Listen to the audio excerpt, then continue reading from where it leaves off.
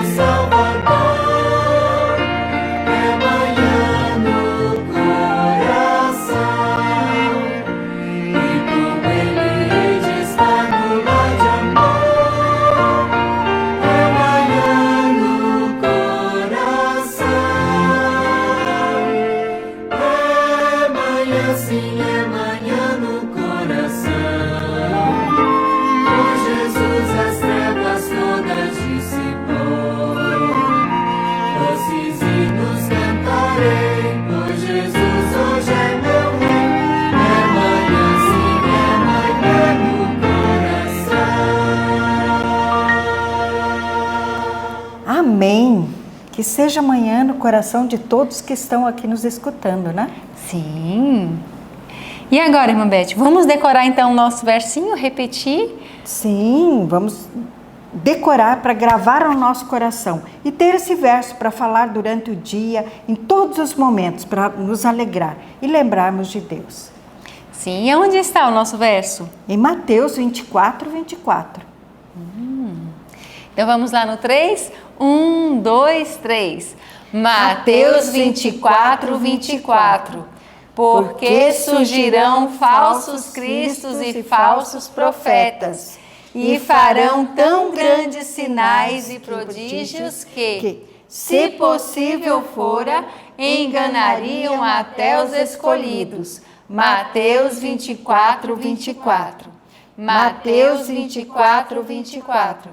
Porque surgirão falsos cristos e falsos profetas, e farão tão grandes sinais e prodígios que, se possível fora, enganariam até os escolhidos.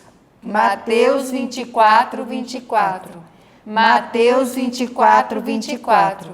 Porque surgirão falsos cristos e falsos profetas, e farão tão grandes sinais e prodígios que, se possível fora, enganariam até os escolhidos.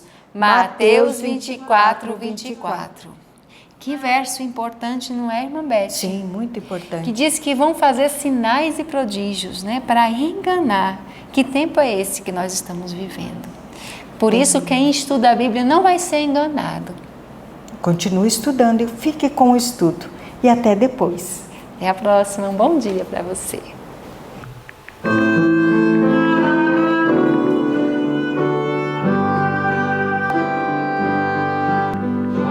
Jamais seu coração se turbe, nem mais algum temor. Nossa, uma interrupção das atividades de 16 anos, aproximadamente de 536 a 520. Oh, confia em Deus, Senhor. Deus é nosso Pai amado, e das aves ela vem. Dá-lhe tanta glória, sim, te atenderá também. O fardo pode ser pesado, grande a cruz a conduzir, levando a Cristo teu cuidado, mas com ele partir. Deus é nosso Pai amado, e das aves ela vem. Dá-lhe tanta glória, sim, te atenderá também. Nos céus e negras nuvens guardam, dando a ti perturbação. Ó cruz que nos alento, Nele a consolação. Deus é nosso Pai amado, que das aves ela vem. Dá ao lírio tanta glória, sim, te atenderá também.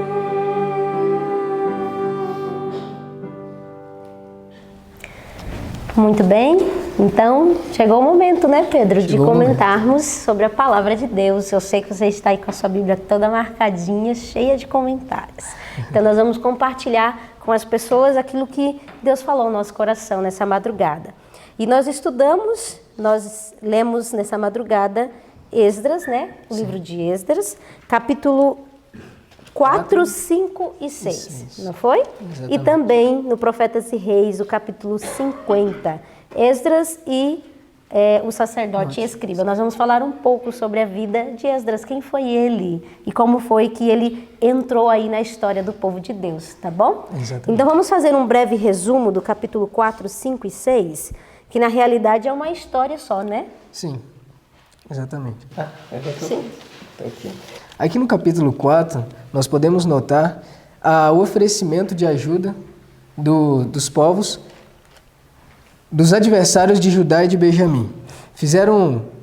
Pediram. Eles queriam participar. Isso, exatamente. Eles quiseram ajudar aquele povo, mas como nós já estudamos isso em alguns estudos passados, sabíamos que aquele povo eles só conheciam, mas não viviam. Então, se eles viessem ajudar, eles acabariam dando maus exemplos para aquele povo e até mesmo levando a idolatria para eles. E aí, então, eles negam essa ajuda, mas depois que eles recebem essa negação, é que a gente vê o verdadeiro intuito que eles tinham. E no capítulo 4, no versinho 4, vem dizendo, e então, depois deles terem negado essa ajuda, o povo da terra enfraqueceu as mãos do povo de Judá e os perturbou no edificar. Essa era a verdadeira intenção deles. Era perturbar, era não deixar que eles edificassem aquela casa ao Senhor. E no continuar aqui nós vemos qual foi uma das intervenções que eles fizeram para conseguir parar aquela obra. E no versinho 9 vem dizendo quem foram os como que eu posso dizer? Os que estiveram à frente, né, Isso. dessa situação. Os que estiveram à frente nessa situação, que foram Reum, o chanceler, e Sinsai, o escriba, e o restante dos seus companheiros, que aí vem dizendo algumas tribos, que é Dinaitas, os Afazaquitas, os Tarpelitas e etc. Eu não vou ficar citando, que é nomes bem complicados de serem ditos. Mas eles escreveram uma carta ao rei, e o teor dessa carta era terrível. A gente vê isso do versinho 11 até o versinho 21, vem trazendo o teor que estava indo nessa carta. E eu destaco o versinho 13, que vem dizendo: agora saiba o rei que caso esta cidade seja edificada, e se as muralhas forem erguidas novamente, então eles não pagarão portagem, tributos e nem as taxas alfandegárias, e assim eles prejudicarão as receitas do seu reino.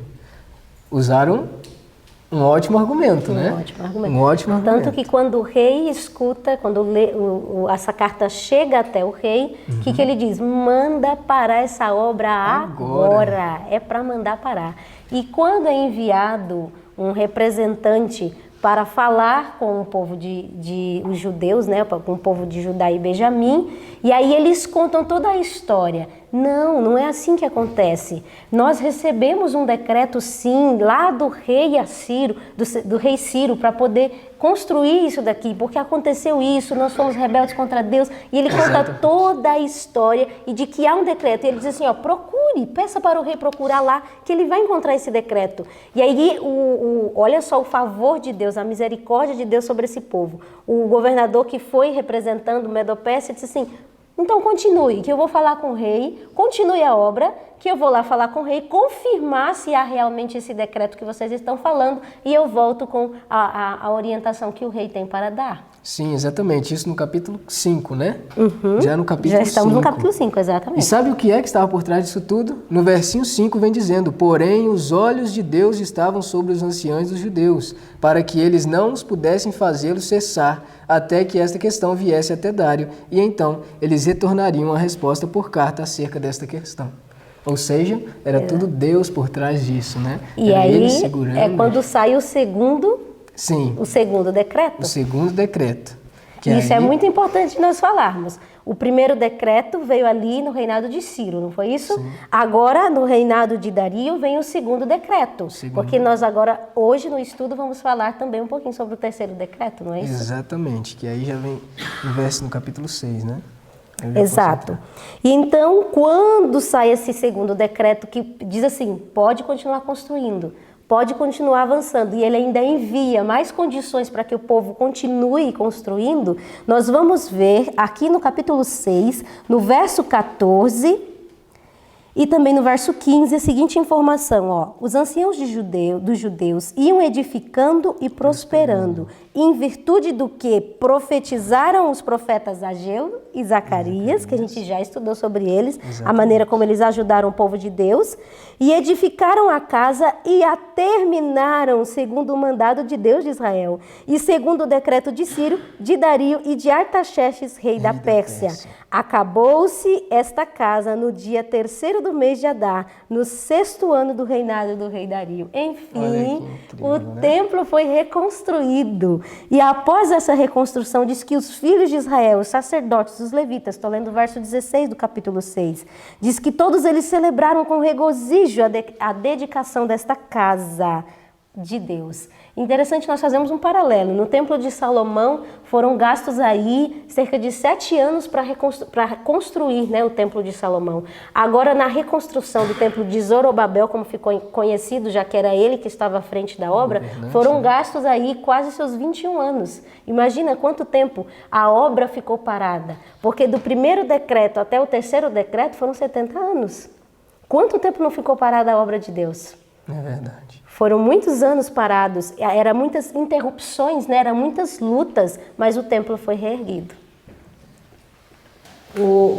Quanto tempo parado um trabalho de Deus que o mundo precisava, que o céu aguardava, que era parte de profecia. Agora parado por quê? Olha o poder da calúnia, olha o poder da língua humana. Quando se vê que se alugou conselheiros contra. Dá uma olhada ao capítulo 4 de Esdras, verso 5. Dá uma olhada, que coisa terrível, tá? Acharam? Alugaram contra eles conselheiros para frustrarem o seu plano durante todos os dias de Ciro, rei da Pérsia, até o reinado de Dario, rei da Pérsia. O que vocês acham de um negócio desse? Que gente que se presta a um trabalho terrível desse, né? Que posição demoníaca. Agora, uma outra parte do capítulo 4, que você encontra no verso 23. Uma calúnia é capaz de estragar o plano até uma nação inteira. Presta atenção.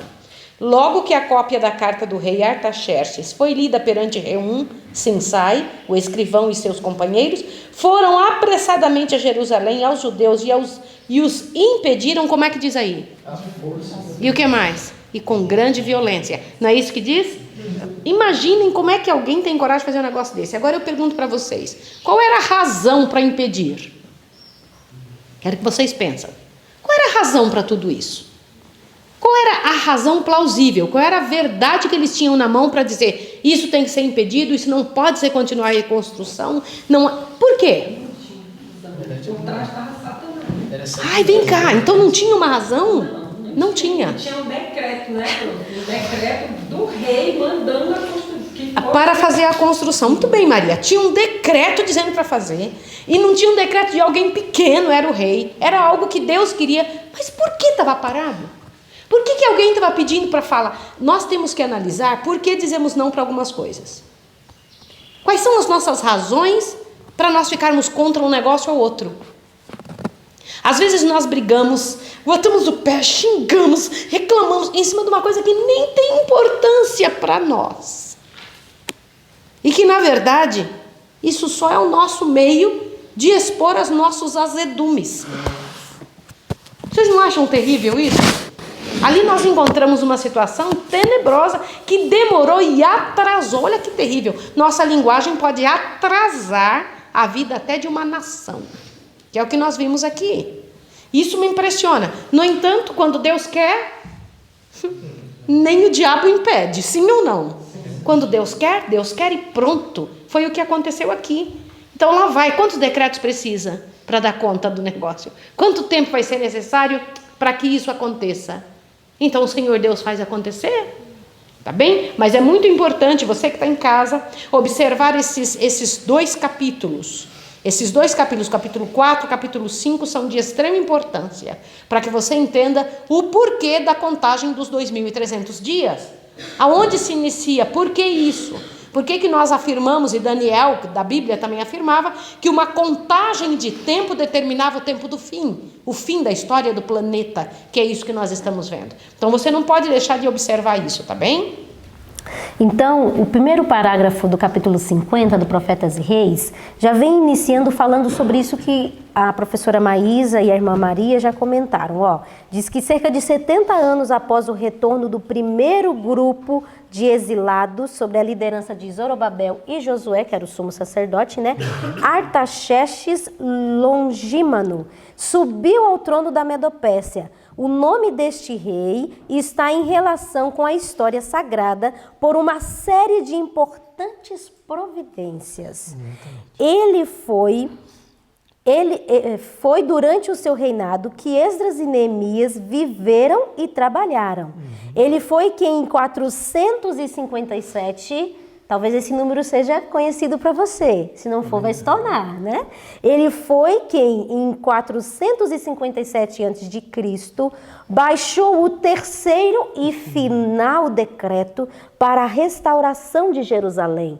Seu reinado viu o retorno de um grupo de judeus sobre Esdras e a conclusão dos muros de Jerusalém por Neemias e os seus companheiros, a reorganização das cerimônias do templo e as grandes reformas religiosas instituídas por Esdras e Neemias. Durante seu longo reinado, ele não raro mostrou favor ao povo de Deus e em seus estimados amigos judeus merecedores de sua confiança, Esdras e Neemias, ele reconheciam homens indicados por Deus, despertados para uma obra especial. Não é a primeira vez que nós vemos um rei pagão sendo impactado de tal maneira com o testemunho de alguém que decidiu ser fiel a Deus e agora dando um favor ao povo de Deus.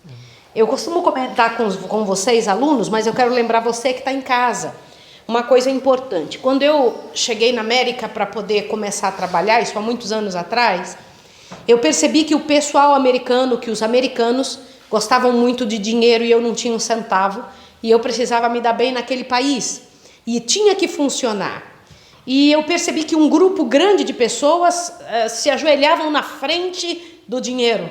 Dinheiro era importante para eles. Falei, eu não tenho, portanto eu tenho que procurar outro valor importante, né? Outra coisa. E eu percebi que tinha um outro grupo de pessoas, talvez um pouco menor, que se impressionavam por outra qualidade, por outro benefício. Porque dinheiro também é qualidade, é benefício também, né? Se souber ser usado. Qual era esse segundo benefício que era maior do que dinheiro? Conhecimento. O conhecimento, algumas pessoas, elas achavam mais importante que dinheiro. Eu falei, isso eu posso ir atrás. E corri atrás de conhecimento.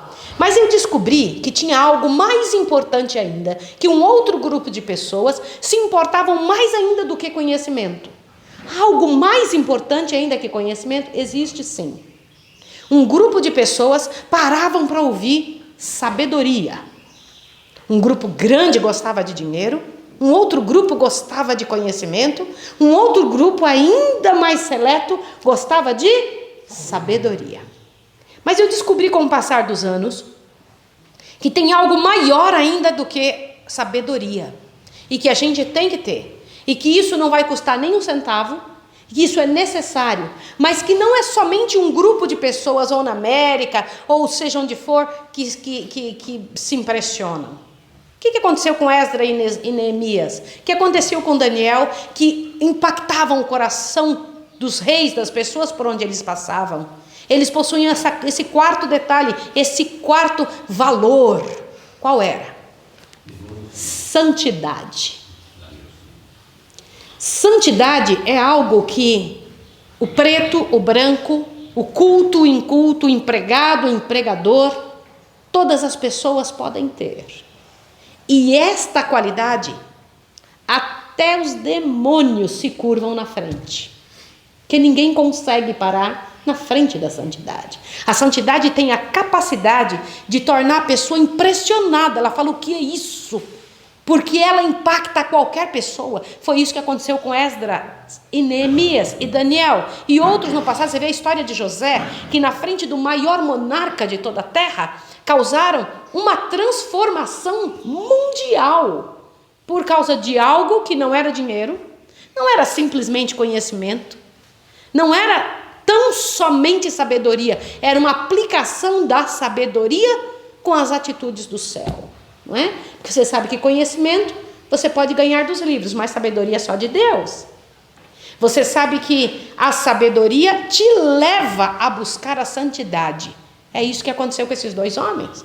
Esses dois homens impactaram o rei e o monarca da época, porque eles tinham um comportamento, a atitude, uma vida que eles tinham buscado. Isso não acontece por acaso. Se busca, aqui diz, suspirava por estar em plena harmonia com Deus, ansiava a sabedoria para fazer a vontade divina e assim preparou o seu coração para buscar a lei do Senhor e para a cumprir. Olha que coisa linda. Então que isso nos sirva de lição, que nós venhamos a percorrer, correr atrás, ir atrás daquilo que realmente muda o mundo, que faz alguma diferença nas pessoas. Amém. E isso realmente é impressionante, porque essa descrição que a professora Maísa acabou de fazer do nosso amigo Esdras, né? Fala que o livro diz que ele não era satisfeito, apesar de ser tudo isso que ele ainda não era satisfeito com a sua condição espiritual. Exatamente. Ele não era, por isso que ele ansiava e suspirava por conhecer mais de Deus. E foi o que ele fez. Ele começou a estudar a história do povo de Israel. Ele começou a buscar sobre a história. E foi quando ele teve um encontro muito especial com a lei de Deus. Ele ficou tão impactado ao estudar a santidade da lei de Deus, que diz que ele experimentou uma nova e completa conversão. Como é que pode ser uma coisa assim, né? Ele experimentou uma experiência nova com o Senhor. E aquilo o impactou de tal maneira que diz que a posição dele, em meio de um reino pagão, era de um professor. E aonde ele chegava, ele influenciava, ele ensinava sobre essa santidade da lei de Deus que impactou tanto o coração dele. Que coisa extraordinária, né? E o próprio livro, Pedro, traz a informação de que enquanto ele comunicava a outros a verdade que ele aprendia, diz que a sua capacidade para o trabalho aumentava. Qual é o limite para alguém quando está associado a Deus? Porque a gente pensa assim, não tem como crescer mais não, já cheguei no limite. Não, tem sim. A vida de Esdras é uma prova disso. Cada vez mais que ele se aproximava de Deus, cada vez mais que ele compartilhava, a sua capacidade aumentava. E ele se tornava erudito. E aí diz que ele impressionou de tal maneira o governo pagão que ele fez um decreto em favor ao povo dele. Que coisa extraordinária, né? Glória a Deus. Mas, Pedro, veja só, mesmo depois que o rei Artaxerxes Longímano, isso. Mesmo depois do terceiro decreto, isso é uma nova oportunidade que Deus havia dado para o povo que havia ficado cativo, para que eles saíssem e voltassem para ajudar aqueles que estavam lutando para reconstruir Jerusalém. Mas o livro ainda diz que alguns não saíram, diz que alguns ainda permaneceram porque eles amavam a tranquilidade. Eles amavam conforto. Olha só o perigo que muitas vezes, a gente ficar nessa posição cômoda, atrapalhando outros de decidirem pela obra de Deus. Porque veja só, o parágrafo que começa, Esdras havia esperado que um grande número retornasse a Jerusalém. Mas o número dos que responderam ao chamado era desapontadoramente pequeno. E ele ficou mais assustado ainda quando ele viu que não tinha um levita misturado nisso. Nenhum. Imagina, não havia nenhum levita. E ele era um descendente dos filhos de Arão, né? Muitos que haviam adquirido casas e terras não tinham desejo de sacrificar essas posses. Eles amavam a tranquilidade e o conforto, e sentiam-se satisfeitos por permanecer. Olha que situação. Seu exemplo provou-se um embaraço a outros que de outra forma teriam escolhido lançar a sorte com os que estavam avançando pela fé. Como nós devemos ter cuidado nas nossas decisões. Nós pensamos que a vida é nossa e a gente faz o que quer, mas a nossa vida influencia outros. Influencia para o bem ou para o mal. E aqui a posição desses homens por amarem a tranquilidade, amarem o conforto e amarem aquilo que já haviam construído por tanto tempo, prejudicou a outros para avançarem na fé. E a obra de Deus permanecia estagnada, sendo atrapalhada, Exatamente.